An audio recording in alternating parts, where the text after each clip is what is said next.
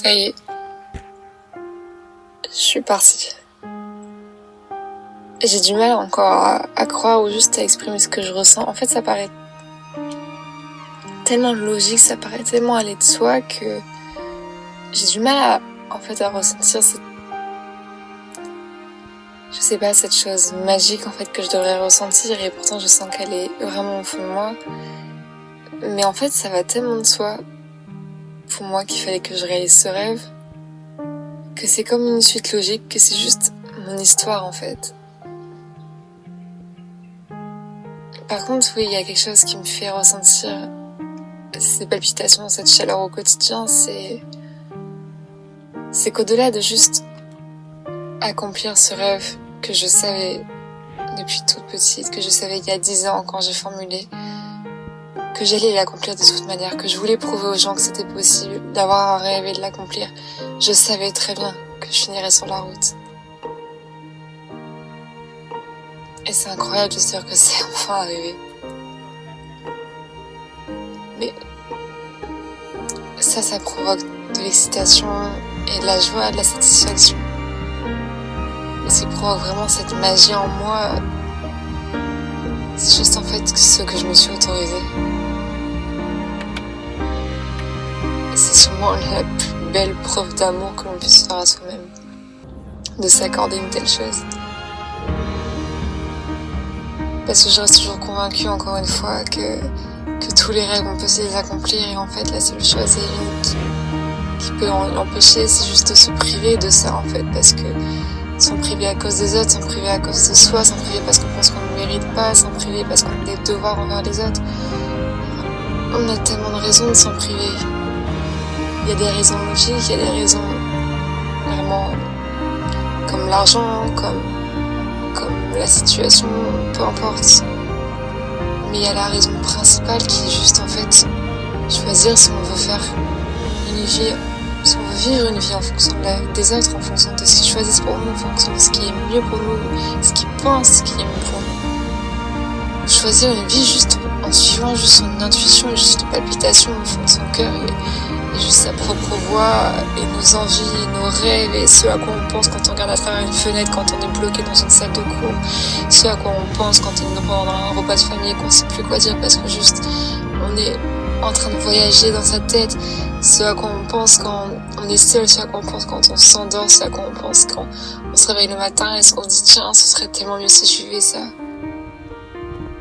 La première et unique chose à laquelle on pense quand on se demande quelle est la chose la plus folle que je pourrais faire dans ma vie. Et en fait, le plus horrible, c'est qu'on est dans une société aujourd'hui la plus folle que l'on puisse faire dans notre vie, c'est juste de vivre notre vie comme on l'a choisi en fait, comme on le veut. Vouloir quelque chose, ça vient de l'amour en fait. De l'amour de soi.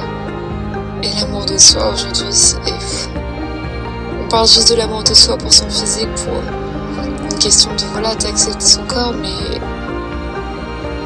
il en est quoi juste de l'amour de soi dans le sens où accepter qu'on a des rêves qui sont pas ceux des autres, accepter qu'on a des envies différentes, accepter parce qu'on a tous des envies différentes, on est tous différents, on a tous des rêves différents, on peut faire le même métier, avoir le même âge, avoir les mêmes situations, nos rêves sont tous différents.